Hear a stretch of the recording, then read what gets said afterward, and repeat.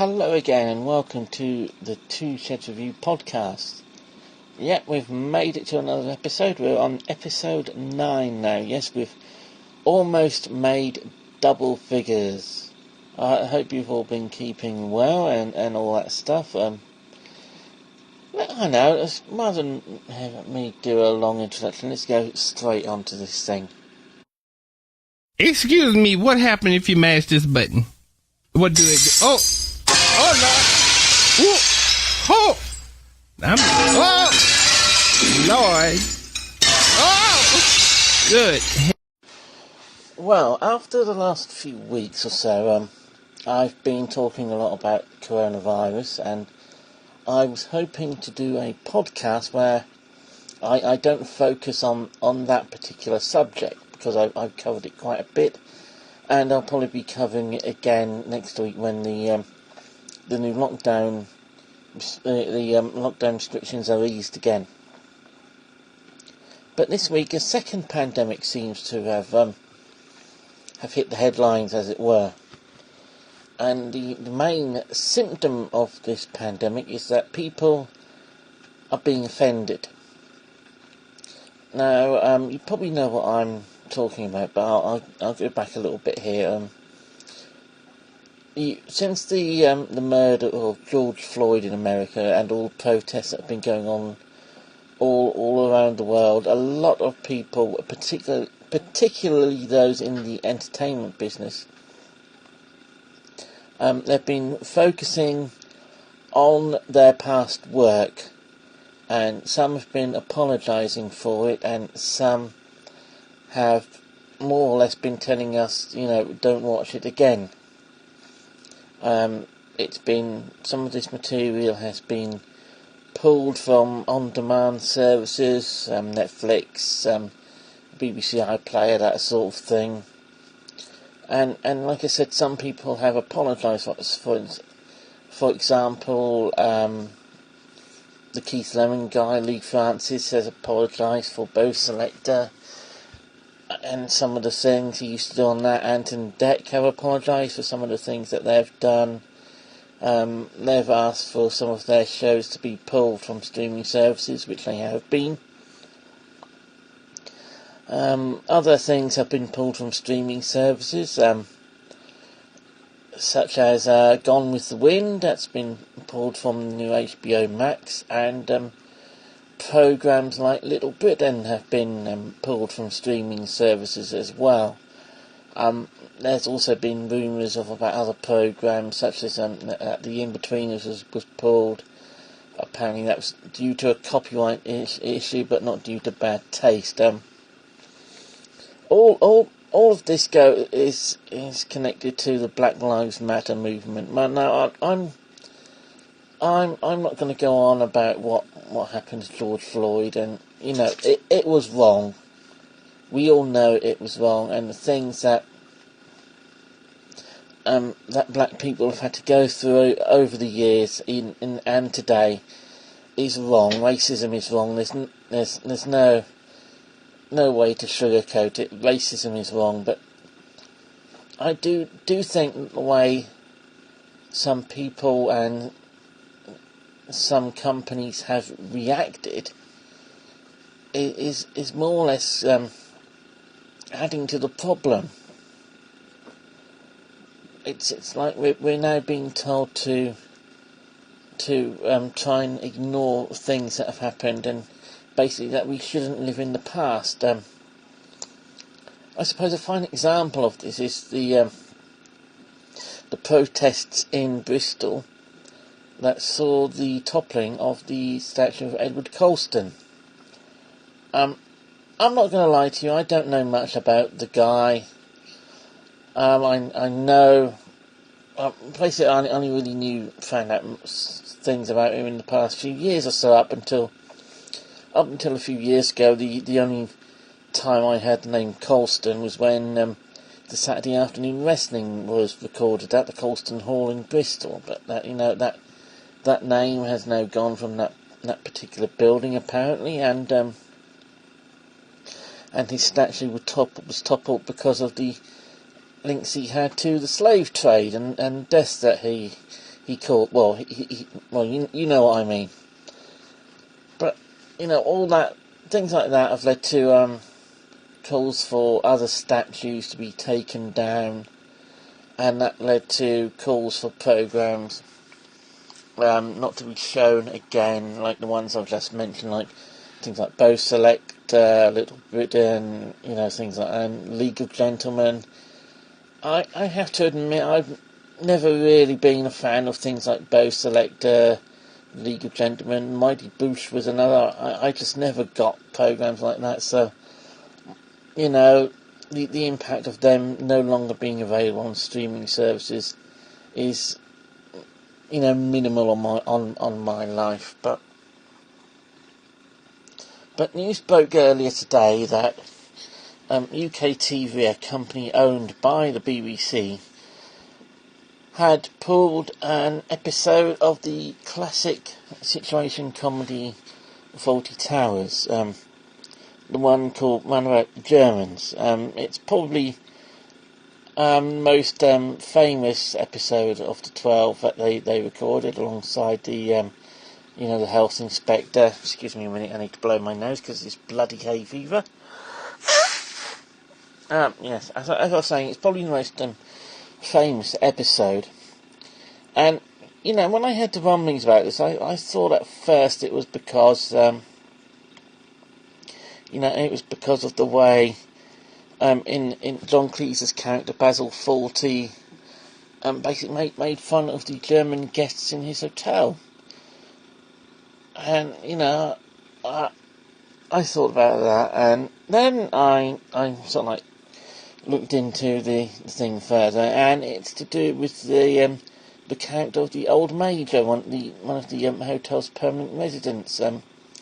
I won't repeat what he said, but it's basically he's having a conversation with Basil Fawlty about cricket, and is making comparisons between the Indian cricket team and the West Indian cricket team. Excuse me, I need to blow my nose again.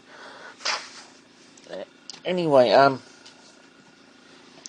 the scene is quite well known, and when BBC Two, I think it was, repeated it a few years ago, they cut that scene out completely. They said it was mainly because it was being shown at 7:30 at night. Today, they've pulled the episode from their streaming service completely, and this has led to a lot of cries of derision on social media, and in particular from the co-creator of the show and the man who played Basil Fawlty, John Cleese, one of my all-time comedy heroes. Now, I can see why some people will find that particular scene offensive. I really can. But, and this is a big but, I mean, John Cleese has said this himself a few times about this scene. The scene isn't condoning racism, it isn't promoting racism at all. In fact, it's making fun at this doddery old fart and his attitudes towards people of colour. And, it's sort of like, I'm trying to sort of like not be too controversial. I mean, although I'm not going to lose sponsors because I haven't got any sponsors for this podcast anyway, but a lot of people when I was growing up in the 70s and 80s had that attitude. They may not have been racist, but they used certain terms to describe ethnic minorities, people of colour. I'm not going to repeat any of them here. And it does seem a bit daft that UK TV and BBC are now considering their options over this particular episode. And like I said, it's left a lot of people bemused. And I have to admit, I am one of those people. I mean, for example, should we try and forget things that we've done in the past? Should we be sort of like, I don't know, what's the word I'm looking for? Disgusted? I don't know. Ashamed of what things that have happened in the past? I don't think you should. I mean, I've had former acquaintances tell me, I shouldn't live in the past. And, but surely if the way things are going and people are offended by things that happened in the years while I was growing up, I won't be able to live in the past because there'll be no record of it. And there should be a record of things like this. Like I said, John Cleese and Connie Booth, the writers of the show, they weren't condoning racism, and they were making fun of it, making fun of the attitude of this old man who had been brought up in time when the words that he used to describe people of colour were commonplace. I mean, they were commonplace when I was growing up. But it seems like people are too easily offended these days by this sort of thing. And I don't know, maybe it's just 'cause I'm just sounding like an old fuddy-duddy. It does seem like most of my past is being wiped away. Things that I used to watch on television, film, and that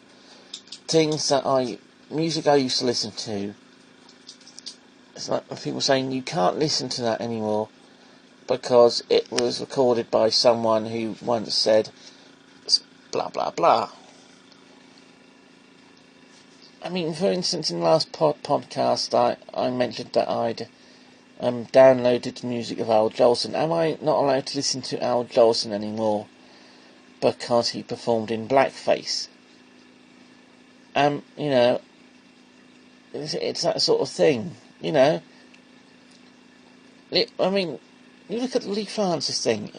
He's ashamed of performing. If we're not allowed to watch Lee Francis perform in blackface, can we make it possible that you're not allowed to watch Keith Lemon because of that? Because, well, I frankly find Keith Lemon annoying anyway. But I guess what I'm trying to say here is that we shouldn't ignore the past. I mean, if you're listening to this and you live in the UK and you watch the Talking Pictures TV, they always put a warning up about some of the films and the old TV shows that they broadcast. And I've got in front of me on my computer screen here a screen grab from Warner Brothers that they put up now. Excuse me again, I need to blow my nose. Maybe we can get some people complain about hay fever being offensive. But anyway, as I said, it's a screen grab from, I think it's a Warner Brothers DVD that I found on Twitter that was posted by someone in reply to their announcement about the Fawlty Towers episode in question. And I'm going to read out for you here. It's about some of their old cartoons. It says here, and I quote, "The cartoons you are about to see are products of their time. They may depict some of the ethnic and racial prejudices that were commonplace in American society. These depictions were wrong then and are wrong today.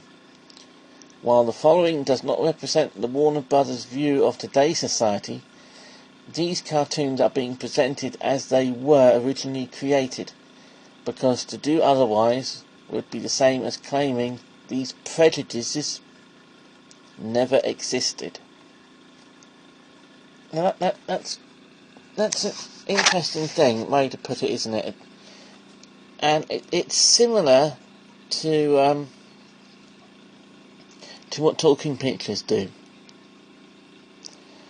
And yet it seems like with streaming services and people wiping these various TV shows from our collective memory, they're basically saying, you know, you shouldn't remember this, and it didn't happen. Well, these things did happen. And I know they happened because I saw a lot of them. I mean, I remember growing up in the 70s, we had programs like Mind Your Language, which had every racial stereotype going. And then there was Love Thy Neighbour. And of course, you know, that's a pretty bloody obvious one. Benny Hill was another one that I come to think of. And, you know, if you've ever watched programmes that are shown on More 4, you know, it was all right in the 70s and it was all right in the 80s and that sort of thing, you'll see a lot of the things that were broadcast on television, things like the black and white minstrel show. You know that there's no way that they would be broadcast today, but you know, by wiping them out from our collective memories, we're basically saying those things never happened. Well, like I said, they did happen, and to ignore them is wrong. If we ignore them, how can we learn lessons from them? You know, we can't learn from our mistakes, can we, if we ignore them? And I think that would be a pretty sorry state of affairs if we ignore things that are part of our cultural history, that are part of our collective memory. Enough said. On the subject of people taking offence easily, I've touched about this briefly on my blog in a piece that I wrote today. I'm going to talk about a little bit about it now. I need to mention the band Rage Against the Machine. You probably know by now who I'm going to talk about. It's a Twitter user called Scott Castaneda, who apparently only just discovered this week that their music has political overtones to it. And having just discovered this after, God, they've been nearly 30 years since they first hit the charts, he decided he wasn't going to like them anymore because of it. The social media was once again, well, no, they weren't in uproar, but they pointed at him. It was like they were pointing at him as if, in an reflective voice, they said, "What an idiot!" And it's a daft thing, really. I mean, how can you listen to songs from a band all this time and not realise what they're talking about or what they're singing about? You know, to suddenly say you're not going to listen to a band because you've just discovered that the music is politically motivated is like saying, I don't know, I'm not going to bang my head against the wall because I might get a concussion. I think you get what I'm saying here. You know, on my blog, I sort of came up with an idea about how the boys could make some of their songs more, how can I put, more radio friendly, or more child friendly. I'm not going to try and repeat it. I'm not a rapper, and you know, Zach De La Rocha can probably do it a lot better than I can. You know, if they read my piece, they probably won't. You know, maybe they'll record my versions of their songs, and you know, I'll get a bit of money in royalty checks. Anyway, to Scott Castaneda, don't be a daft dick. We'll be right back after these important messages.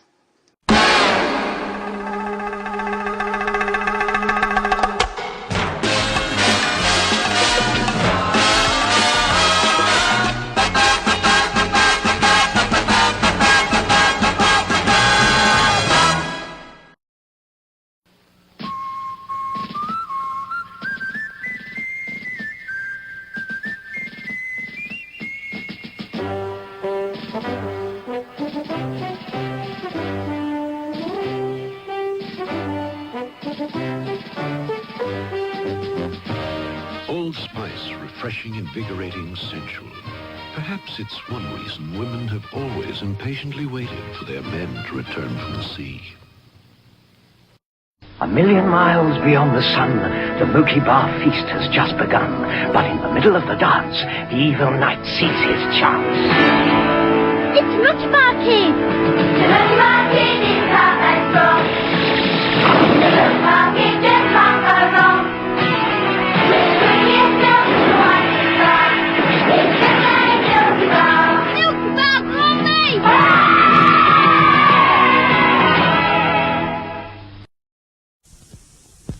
Stale smells up here often come from down there, and your carpet smells from your dog, and tobacco too. Well, Shake and Vac from Glade is here.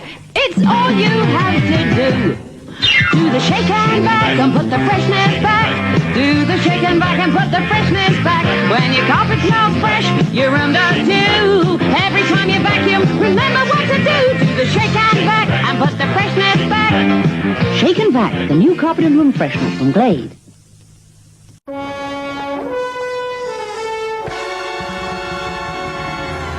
Nice packet.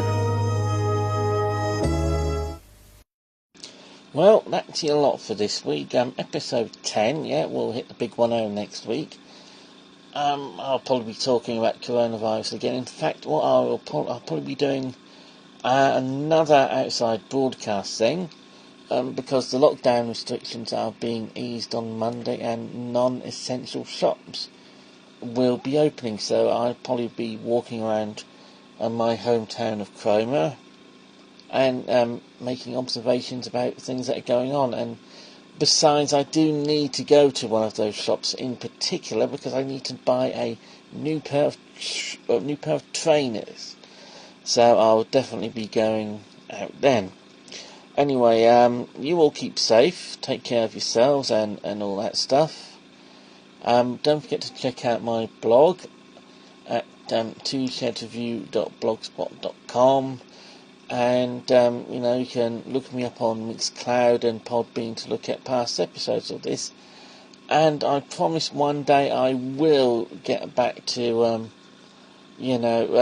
uploading some of these old podcasts to YouTube, but it's just a matter of getting around to it, I suppose.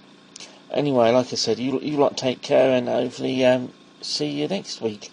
Bye.